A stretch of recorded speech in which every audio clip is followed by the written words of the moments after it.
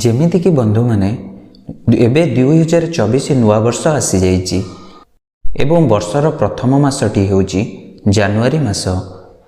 ଏହି ମାସରେ ଗ୍ରହମାନଙ୍କର ଚଳନକ୍ରିୟା ଘଟିଥାଏ, ଯାହା ଗ୍ରହମାନଙ୍କ ଉପରେ ପ୍ରଭାବିତ ଥିବା ରାଶିମାନଙ୍କ ଉପରେ ତାର ଭଲ କିମ୍ବା ଖରାପ ପ୍ରଭାବ ମଧ୍ୟ ପଡ଼ିଥାଏ।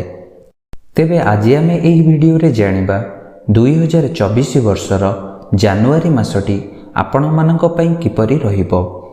ତେବେ ଭିଡ଼ିଓ ଆରମ୍ଭ କରିବା ପୂର୍ବରୁ ଆପଣମାନଙ୍କୁ ନବବର୍ଷର ହାର୍ଦ୍ଦିକ ଅଭିନନ୍ଦନ। ପ୍ରଭୁ ଜଗନ୍ନାଥଙ୍କ କୃପାରୁ ଆପଣଙ୍କର ଏହି ବର୍ଷ ବହୁତ ଶୁଭରେ କଟୁ। ତେବେ ଆସନ୍ତୁ ଜାଣିବା 2024 ଜାନୁଆରୀ ମାସଟି ଆପଣମାନଙ୍କ ପାଇଁ କିପରି କଟିବ। ତେବେ ପ୍ରଥମେ ଗ୍ରହମାନଙ୍କର ସ୍ଥିତି ବିଷୟରେ ଜାଣିବା ତ ପ୍ରଥମେ ବୃହସ୍ପତି ଆପଣଙ୍କର ମଜବୁତ ସ୍ଥିତିରେ ରହିବେ, ଯାହା ପ୍ରଥମ ଭାଗରେ ବିରାଜମାନ ହେବେ। ସେହିପରି ସୂର୍ଯ୍ୟ ଓ ମଙ୍ଗଳ ଆପଣଙ୍କର ଏକାଦଶ ଭାଗରେ ରହିବେ, ଶନିଦେବ ଦ୍ୱାଦଶ ଭାଗରେ ରହିବେ, ରାହୁ ଷଷ୍ଠ ଭାଗରେ ବିରାଜମାନ ହେବେ, ଯାହା ଆପଣଙ୍କ ପାଇଁ ଜାନୁଆରୀ ମାସଟିର ଗ୍ରହ ଚଳନ ଖୁବ୍ ଭଲ ରହିବ। ତେବେ ପ୍ରଥମେ ଆସନ୍ତୁ ଜାଣିବା ଆପଣଙ୍କ ସ୍ୱାସ୍ଥ୍ୟ ବିଷୟରେ।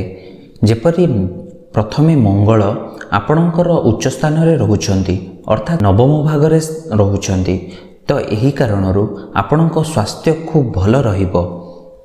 ସ୍ୱାସ୍ଥ୍ୟ ଉତ୍ତମ ରହିବା କାରଣରୁ କାର୍ଯ୍ୟରେ ଆପଣଙ୍କର ବୃଦ୍ଧି ହେବ, ଧନ ରୋଜଗାରରେ ମଧ୍ୟ ଆୟର ପରିମାଣ ବୃଦ୍ଧି ହେବ। ଶନିଦେବ ନିଜ ଭାଗରେ ବିରାଜମାନ କାରଣରୁ ଆପଣଙ୍କ ସ୍ୱାସ୍ଥ୍ୟରେ କୌଣସି ମଧ୍ୟ ଅସୁବିଧା ଦେଖାଦେବ ନାହିଁ। ଯଦି ଆପଣ ଏକ ଶୃଙ୍ଖଳିତ ଜୀବନଯାପନ କରନ୍ତି, ଆପଣଙ୍କ ଭଲ ସ୍ୱାସ୍ଥ୍ୟ ଉପଭୋଗ କରିବାକୁ ସମର୍ଥ ହେବେ, କାରଣ ଶନି ମହାରାଜ ଆପଣଙ୍କୁ କଠିନ ପରିଶ୍ରମ କରିବାକୁ ପ୍ରେରଣା ଦେବେ।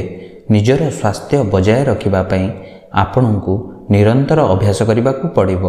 ଏଥିପାଇଁ ଆପଣଙ୍କୁ ଧ୍ୟାନ, ଯୋଗ ଓ ଶାରୀରିକ ବ୍ୟାୟାମ ପ୍ରତି ଧ୍ୟାନ ଦେବାକୁ ପଡ଼ିବ। ଯଦି ଆପଣ ଏହା କରନ୍ତି, ତେବେ ଆପଣ ବର୍ଷସାରା ଉତ୍କୃଷ୍ଟ ଅବସ୍ଥାରେ ରହିବେ। ତେବେ ବ୍ୟବସାୟର କଥା କହିବା ତ ବର୍ଷ ଆରମ୍ଭ ଅର୍ଥାତ୍ ଜାନୁଆରୀ ମାସଟି ବ୍ୟବସାୟୀମାନଙ୍କ ପାଇଁ ଭଲ ହେବ। ଶନି ମହାରାଜଙ୍କ ଦୃଷ୍ଟି ଆପଣଙ୍କ ସପ୍ତମ ଘରେ ବର୍ଷସାରା ରହିବ ଏବଂ ବର୍ଷ ଆରମ୍ଭରେ ସପ୍ତମ ଘରେ ପ୍ରଭୁ ସୂର୍ଯ୍ୟ ମହାରାଜ ମଧ୍ୟ ରହିବେ। ଏକାଦଶ ଭାଗରେ ମଙ୍ଗଳ ଓ ଗୁରୁ ବୃହସ୍ପତି ମଧ୍ୟ ରହିବେ। ଏଣୁ ଆପଣଙ୍କ ବ୍ୟବସାୟ ଉନ୍ନତ ହେବ, କାର୍ଯ୍ୟରେ ସଫଳତା ମିଳିବ ଏବଂ ବ୍ୟବସାୟ ଅଭିବୃଦ୍ଧିର ଦୃଢ଼ ସୂଚକ ରହିବ। ବ୍ୟବସାୟରେ ଆପଣଙ୍କୁ ଲାଭର ସୁଯୋଗ ମଧ୍ୟ ମିଳିବ। ବ୍ୟବସାୟ ଦୃଷ୍ଟିରୁ ଏହି ମାସଟି ଆପଣଙ୍କ ପାଇଁ ଅନୁକୂଳ ରହିବାକୁ ଯାଉଛି। ତେବେ ଆର୍ଥିକ ଅବସ୍ଥା କଥା ଦେଖିବା ତ ଏହି ମାସଟି ଆପଣଙ୍କ ପାଇଁ ଆର୍ଥିକ ଦୃଷ୍ଟିରୁ ଶକ୍ତିଶାଳୀ ରହିବ। କିଛି କଠିନ ଆର୍ଥିକ ନିଷ୍ପତ୍ତି ନେଇପାରନ୍ତି, କିନ୍ତୁ ଆପଣଙ୍କର ଅନେକ ନିଷ୍ପତ୍ତି ଲୋକଙ୍କୁ ଆଶ୍ଚର୍ଯ୍ୟ କରିବ, କିନ୍ତୁ ଆପଣ ନିଜର ନିଷ୍ପତ୍ତିରେ ଦୃଢ଼ ହୋଇ ରହିବେ। ଜାନୁଆରୀ ମାସରେ ଆର୍ଥିକ ପରିସ୍ଥିତି କିଛି ପରିମାଣରେ ବିଗିଡ଼ିପାରେ, କିନ୍ତୁ ଆଗକୁ ଏହା ଆପଣଙ୍କ ପାଇଁ ଲାଭର ପରିଣାମ ନେଇ ଆସିବ, ଯାହାଦ୍ୱାରା ଆପଣ ଆର୍ଥିକ ଭାବରେ ଶକ୍ତିଶାଳୀ ହୋଇପାରିବେ। ତେବେ ଶିକ୍ଷାର କଥା କହିବା ତ ଏହି ଜାନୁଆରୀ ମାସଟି ଛାତ୍ରଛାତ୍ରୀମାନଙ୍କ ପାଇଁ କିଛି ଦୁର୍ବଳ ହେବାର ସମ୍ଭାବନା ରହିଛି। ତଥାପି ଆପଣ ନିଜର ଅଧ୍ୟୟନରେ ଧ୍ୟାନ ଦେବାକୁ ଚେଷ୍ଟା କରିବେ। ଆପଣଙ୍କର ମନ କିଛି ସମସ୍ୟା ସହିତ ସଂଘର୍ଷ ଜାରି ରଖିବ, ଯାହାଫଳରେ ଅଧ୍ୟୟନରେ ଧ୍ୟାନ ଦେବା ଆପଣଙ୍କ ପାଇଁ କଷ୍ଟକର ହେବ। ତେବେ ଫେବୃଆରୀ ମାସ ପରଠାରୁ ଆପଣଙ୍କର ଶିକ୍ଷାରେ ଉନ୍ନତି ହେବ। ନିଜର ଅଧ୍ୟୟନକୁ ସଠିକ୍ ଭାବରେ ସମାପ୍ତ କରିବେ। ଏଥିପାଇଁ ଆପଣଙ୍କୁ ଏକାଗ୍ରତା ଓ ଶକ୍ତିଶାଳୀ ମଧ୍ୟ ହେବାକୁ ହେବ। ଏହି ସମୟ ମଧ୍ୟରେ ଆପଣଙ୍କୁ ଶିକ୍ଷା ପ୍ରତି ଅଧିକ ଧ୍ୟାନ ଦେବାକୁ ପଡ଼ିବ ଏବଂ ନିଜର ପାଠ୍ୟକୁ ବାରମ୍ବାର ସଂଶୋଧନ କରିବାକୁ ପଡ଼ିବ। ତେବେ କ୍ୟାରିୟର ଦୃଷ୍ଟିରୁ ଏହି ମାସଟି ଆପଣଙ୍କ ପାଇଁ ବେଶ୍ ଭଲରେ କଟିବ। ଆପଣଙ୍କ ତୃତୀୟ ଘର, ସପ୍ତମ ଘର ଏବଂ ଦଶମ ଘରେ ଗ୍ରହମାନଙ୍କର ଉଚ୍ଚସ୍ଥିତି କାରଣରୁ ଆପଣ ନିଜ ପକ୍ଷରୁ ବହୁତ ପରିଶ୍ରମ କରିବେ।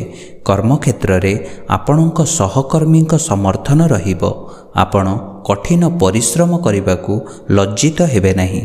ଆପଣ କଠିନ ପରିଶ୍ରମ କରିବା ଫଳରେ ଅଧିକରୁ ଅଧିକ ଧନ ଉପାର୍ଜନ କରିବାରେ ସକ୍ଷମ ହେବେ।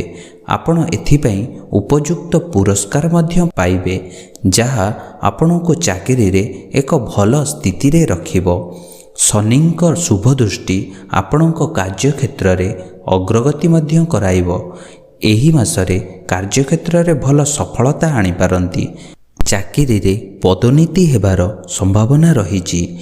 ତେବେ ପ୍ରେମର କଥା ଦେଖିବା ତ ବର୍ଷ ଆରମ୍ଭରୁ ଅର୍ଥାତ୍ ଜାନୁଆରୀ ମାସରୁ ପ୍ରେମ ସମ୍ପର୍କରେ ଦୁର୍ବଳ ହେବାର ସମ୍ଭାବନା ରହିଛି। ସମ୍ପର୍କ ମଧ୍ୟରେ ଛୋଟ ବଡ଼ ଝଗଡ଼ା ସୃଷ୍ଟି ହୋଇପାରେ, ବିବାଦ ବଢ଼ିପାରେ। ଏଣୁ ଏହି ମାସରେ ଅତି କମ୍ରେ କିଛି ଶାନ୍ତି ବଜାୟ ରଖିବାକୁ ଚେଷ୍ଟା କରନ୍ତୁ ଏବଂ ଧୈର୍ଯ୍ୟବାନ ହୁଅନ୍ତୁ। ଏହି ସମୟ ମଧ୍ୟରେ ବିବାଦ ପରିସ୍ଥିତିରେ ମଧ୍ୟ ବିବାଦ ଉପୁଜିବାକୁ ଦିଅନ୍ତୁ ନାହିଁ ଏବଂ ଯଥାସମ୍ଭବ ଶାନ୍ତ ରୁହନ୍ତୁ। ଏହା ପରର ସମୟ ଆପଣଙ୍କ ପାଇଁ ଖୁବ୍ ଭଲ ହେବାକୁ ଯାଉଛି। ଶୁକ୍ର ଏବଂ ବୁଧ ଆପଣଙ୍କ ଶୁଭ ସ୍ଥିତିକୁ ଯାଉଛନ୍ତି, ଯାହା ଆପଣଙ୍କ ପ୍ରେମ ସମ୍ପର୍କକୁ ମଜବୁତ କରାଇବ ଏବଂ ସମ୍ପର୍କରେ ଚାଲିଥିବା ସମସ୍ତ ସମସ୍ୟାକୁ ଦୂର କରିବ। ଏହା ସହ ନିଜ ଜୀବନସାଥୀଙ୍କ ସହିତ ସମସ୍ତ ସୁଖ ଦୁଃଖର ସାଥୀ ହେବେ। କିନ୍ତୁ ଆପଣଙ୍କୁ ଏହି ମାସରେ ନିଜ ସମ୍ପର୍କକୁ ମଜବୁତ କରିବା ପାଇଁ ନିଜ କ୍ରୋଧ ଉପରେ ନିୟନ୍ତ୍ରଣ କରିବାକୁ ହେବ। ଜାନୁଆରୀ ପରେ ଆପଣଙ୍କ ଜୀବନରେ ଧୀରେ ଧୀରେ ଉନ୍ନତି ପରିଲକ୍ଷିତ ହେବ। ତେବେ ପରିବାର ଓ ସନ୍ତାନ ସନ୍ତତିଙ୍କ କଥା କହିବା ତ ଆପଣଙ୍କ ପଞ୍ଚମ, ସପ୍ତମ ଏବଂ ନବମ ଘରେ ଦେବଗୁରୁ ବୃହସ୍ପତିଙ୍କ ଦୃଷ୍ଟିରୁ ଆପଣ ନିଜ ପରିବାର ସହିତ ମିଶି ରହିବେ। ପିଲାମାନଙ୍କ ବିଷୟରେ ମଧ୍ୟ ଚିନ୍ତା କରିବେ। ଯଦି ଆପଣ ଏକ ପ୍ରେମ ସମ୍ପର୍କରେ ଅଛନ୍ତି, ତେବେ ମାସର ଆରମ୍ଭ ନିଶ୍ଚିତ ଟିକିଏ ଭଲ ରହିବ।